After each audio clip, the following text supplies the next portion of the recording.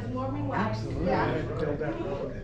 And then from there, just... Oh, there's them going down the hill, huh? Yeah. And look at that. Crevice. Yeah. So this guy, was driving down that road. Wow. And the other guy that had some help getting down, and he got overlooked for some reason in his family, and so they tied a horse on the back and his wife, and left the kids on top and went down there. The first pitch was 45 degrees. Really high. Oh, wow. So it. They should have just took the high. This is about 7 or 8 inches. Okay. Thank you. All right, The thanks. right way to explain. But we're getting ahead of ourselves. Let me tell you how it all started.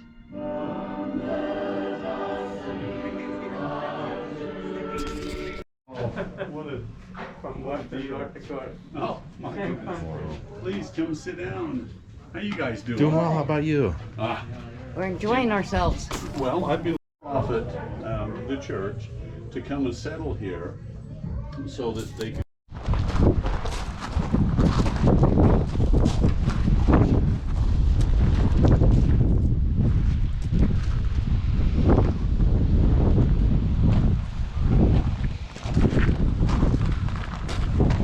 Historical fort.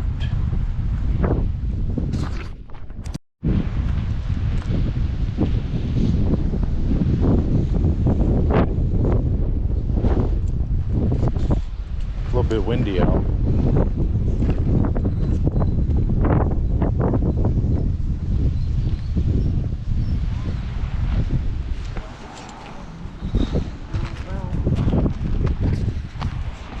Looks like there's a rooster in there. Maybe a fake one, huh?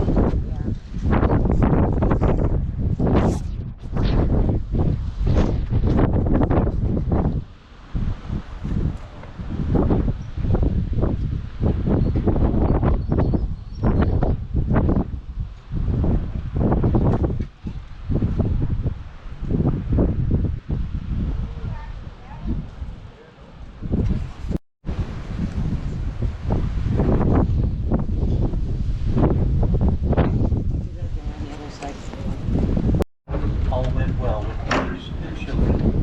The good Father had a kind watch care over our whole company of pilgrims, bringing us through without death or serious sickness or accident of any nature.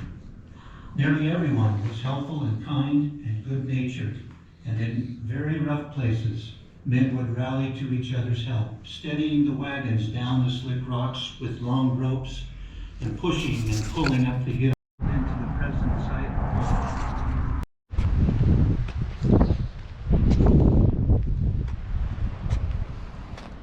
Sarah Williams, at age 19, came along to help Ben and her sister Marianne with their children. To quote from her journal, "Imagine my surprise and indignation when about 6 miles out from Cedar City, I had the lines put in my hands and was told that was my team and wagon to drive, an experience I had never had before." Well, that was in the movie. When they arrived at their destination on April 6, 1880, she said, "I didn't see anything there to stop." I was born in the back of a wagon on August 20th, 1848. 2 wagons had stopped on the banks of the Platte River for 30 minutes while he was born. They would travel for 2 more months before reaching the Salt Lake Valley.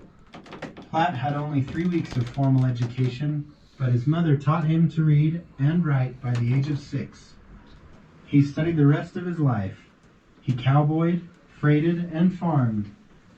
He provided the main source of income to his widowed mother and siblings.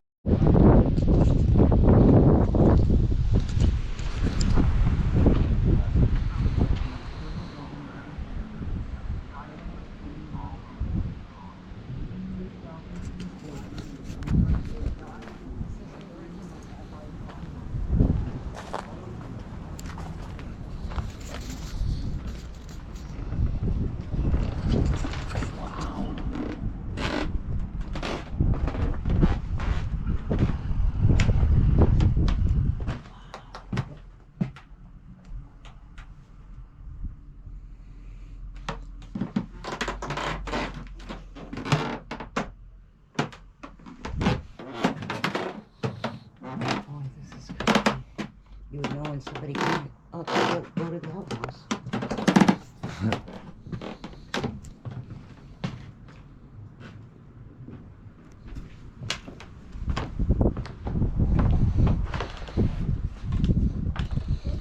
Pretty impressive.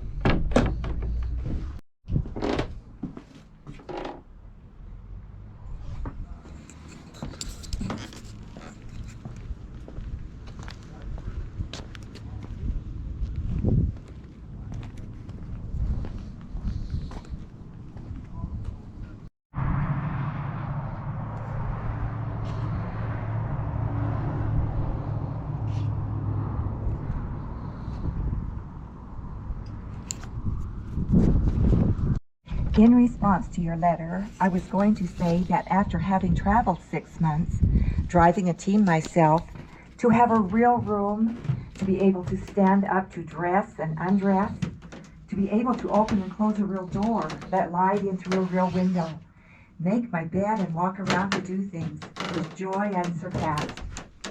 And even in those early days of Bluff, always had a cozy nook in our rough surroundings. Father was a thrifty person from the start. He went up the river where a settler was leaving, came home with lump. Castle was more appreciated.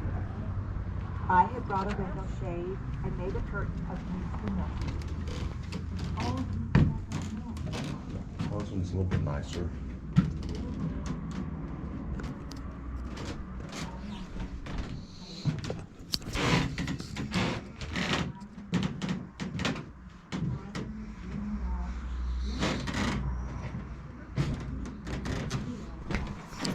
Father had built his bird lodge well, but I had lined the walls and treated it as a factory. Since hot hours were hot Mr. Barton called my Commerce was good. A number of trading posts sprouted up. Amasa Barton started his trading post, the Rincon, near San Juan Hill. Often customers would bring items for pawn. An Indian named One Eye had brought in a gun to use for trade at the trading post.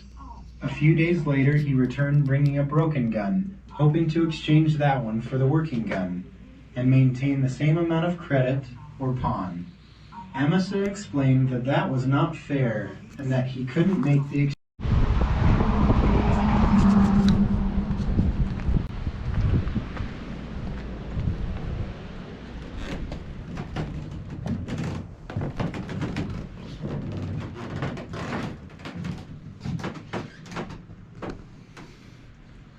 Well, they had a better fireplace.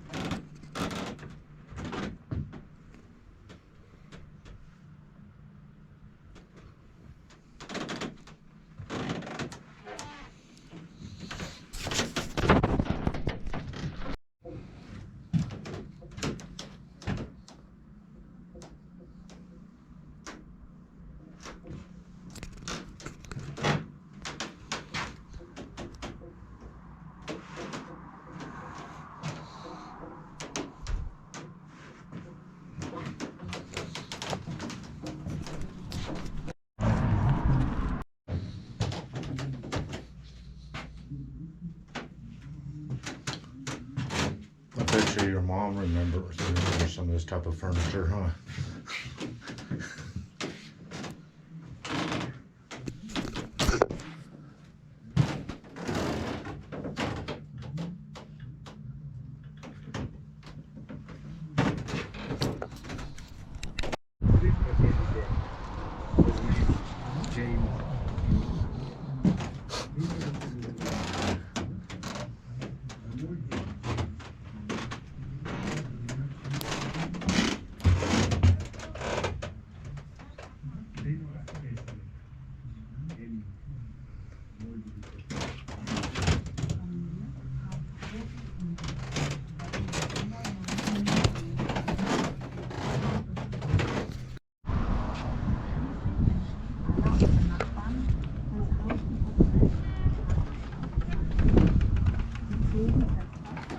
Oh, schoolhouse.